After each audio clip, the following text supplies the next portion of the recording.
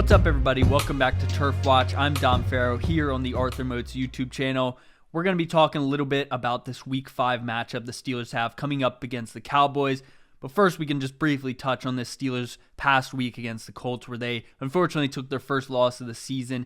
It was a rough one. I think it was a lot of self-inflicted mistakes. They beat themselves. They shot themselves in the foot. I still think it was a fun game. I still think Fields looked really good, especially in the second half. But that's just life of having Justin Fields as your quarterback one. It's going to be a roller coaster. It's going to be fun every week, but sometimes there's going to be some mistakes. Obviously, a lot of them weren't his fault. I really respected him taking the blame for some of the mistakes, I think, from the offensive line. So it was just a tough game overall. No one expected to see Joe Flacco coming into this game. No one was prepared for this type of matchup. It is what it is. The Steelers were going to lose a game this year. I'm happy that we're 3-1 this point in the season. You told me a few months ago the Steelers would be 3-1 right now. I'd be absolutely thrilled, and I still am. Now, moving forward into this Week 5, I think the whole narrative this week is Davante Adams. Davante Adams wants out. Antonio Pierce wants Davante out of Las Vegas. That's something I refuse to talk about, this whole hypothetical trade situation. I understand it gets clicks, it gets eyes, it gets the people talking, but we did this all summer with Brandon Ayuk. I'm not about to do this with Davante Adams. Do I think it would be cool? Yeah. Do I think it would be really good next to Pickens? Yes. I'd be absolutely thrilled if it happened, but there's no point in talking about it. I'll let the same people who talked about it for the last 6 months keep talking about that stuff. So we're just going to talk about this little bit of criticism that I think has been a little unnecessary, and I think it's Naji Harris. His stats were not great in this game. He averaged about 2 yards per carry. He only had a few plays where I was like, man, he's a stud. The rest were pretty mediocre. But I want to give the guy some benefit of the doubt here. The offensive line is incredibly beat up right now. It's incredibly battered. You got your rookie first-round pick and starting right tackle, Troy Fautanu. He's out for the year. Our Pro Bowl caliber right guard out for the year. Our backup center out for the year. Good starting left guard. Still hasn't played yet. Torn bicep. Might see him this week. You never know. And then we've got Broderick Jones, who's still developing. Hasn't really, I think, been able to develop in his natural position. So what I'm trying to say here is that I don't think Naji Harris deserves a lot of the blame. There's a lot of injuries on this offensive line. Now, to be fair, I think that the Steelers have one of the deepest offensive line groups in the NFL. I think that's been a specific focus of this team in the last several years to make sure that there's depth at this position, and I think they've done a good job at it, but there's still a lot of pieces that need to be put together. I still think Naji Harris is a good running back, even though he had a rough Week 4 against the Colts. I just think I'm seeing people who say Steelers have a Naji Harris problem. I don't think so. I don't think that's the problem at all.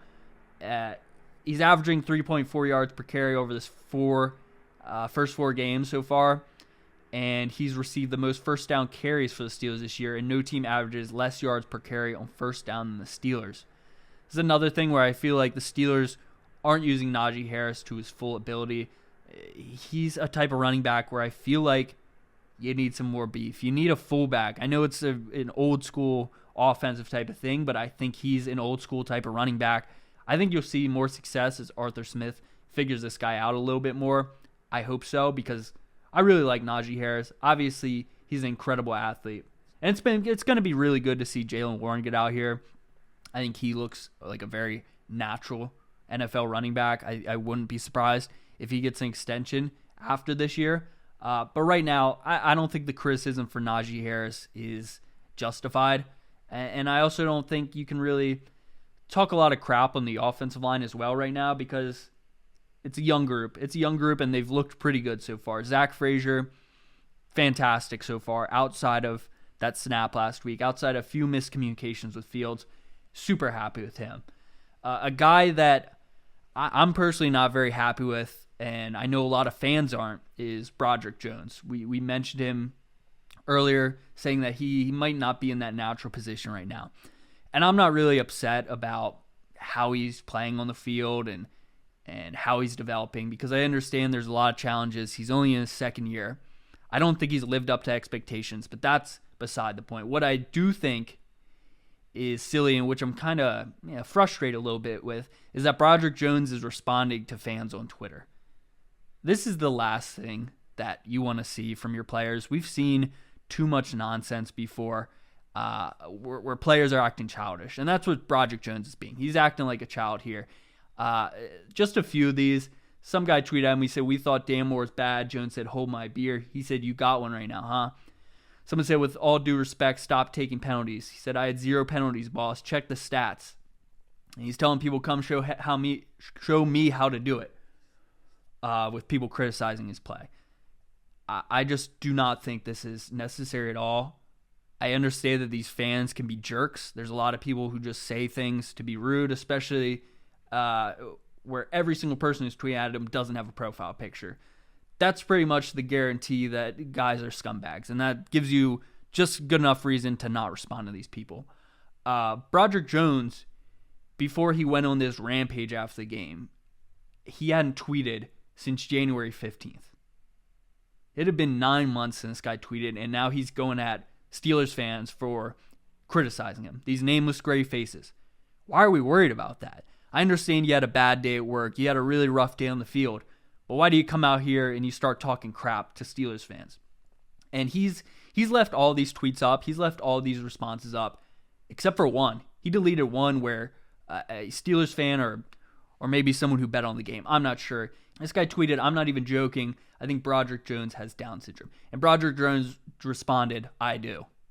Just such a childish response. Obviously, the tweet is incredibly disrespectful, but him to even respond, really, really just a bad look, just an awful look. Offensive line is not a position where you're going to be getting praised. You're not a quarterback. You're not a wide receiver. You're never going to be getting the love on social media like these guys do. And most of the time, it's going to be negative stuff like that. And for some reason, Broderick Jones wants to respond to this. I know it's Turf Watch. I know we got to protect our own. But I mean, come on, Broderick. What are we doing? Get your head in the game. Get off Twitter. And if you are on Twitter, don't search your name and respond to these people. It's a joke, in my opinion. I think we've talked enough about last week. We know that it was incredibly frustrating for the team, I guess. It was incredibly frustrating for the fans because they were tweeting some crazy stuff at players like they do anytime the Steelers lose. But now it's time to move on to Week 5. The Pittsburgh Steelers versus the Dallas Cowboys, two of America's teams, the two possibly greatest franchises in the NFL. Maybe not off of winning on the Cowboys side. Steelers, they do.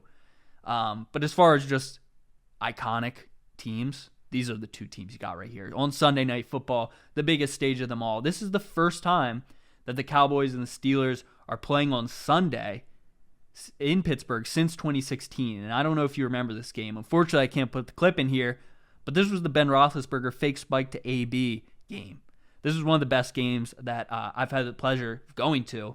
Such a fun game, even though the Steelers lost this one. I remember Ezekiel Elliott went crazy in this game, absolutely destroyed the Steelers. There's no answer for him in that one.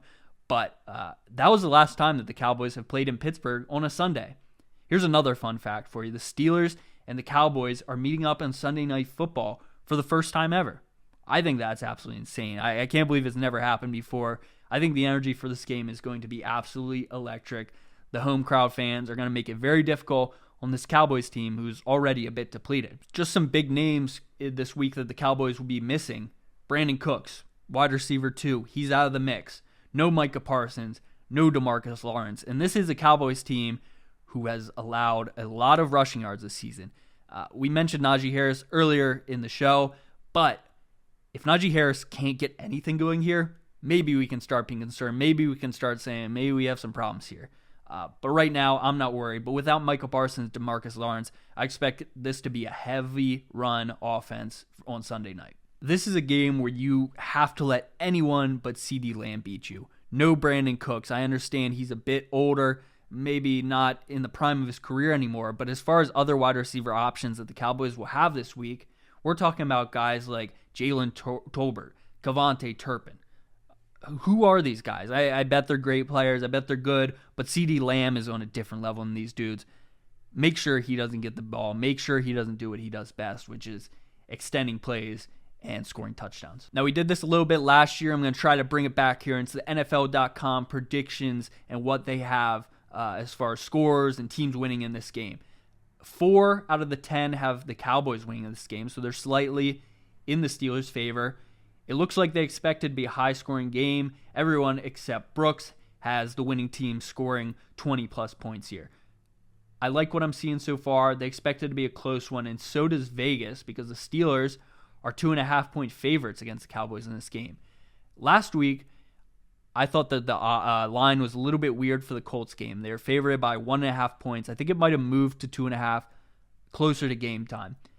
But I thought that the Steelers deserved a lot more points there. I think if Anthony Richardson stays in that game, I think they cover the spread. I think they win the game. That's just my opinion here. But 2.5 for the Steelers here is really interesting. I was honestly expecting the Cowboys to have maybe a 1.5 point edge on the Steelers in this one, but no, they're predicting the Steelers. Obviously, with it being a home game, there's a bit more of a bump to the Steelers in this one. But right now, I'm really not knowing how I feel about this one. This could be a 1-point game. It could be a 2-point game, and the Cowboys would cover. I do think the Steelers win this game. I think that the defense is going to make things incredibly difficult for the Cowboys. Over-under of 44. That's another tough one. I think that's the highest over-under the Steelers have had this year. They're being put in similar boats as far as the Saints and the Chiefs, where they're at 43.5. The Browns and the Eagles at 44. So there's some decent offenses there. They think the Steelers will be able to put up some points against this Cowboys defense, who are obviously missing their best player in Micah Parsons. But they could also think that the Cowboys might run up the score in the Steelers defense. We saw it last week. The Steelers defense, they finally let up a little bit. Still look great, in my opinion. I just don't think they're ready for Joe Flacco. We can talk about that all day if you want, but that's another story. I think the Steelers defense gets back to its form. I think they're ready for Dak Prescott. I think they're ready for CeeDee Lamb, and I think they win this game. So, Steelers, Cowboys, 8:20 p.m. Sunday night. The first matchup between these two on Sunday night. I'm super excited for this one. We'll be back, me and Arthur, at the FedEx Great Hall, where he'll be interviewing a Steelers legend. So make sure you come through, and maybe you'll be featured in some other content on the channel. I hope you guys enjoyed this episode of Turf Watch. I will see you guys next week, and hopefully the Steelers keep this one rolling.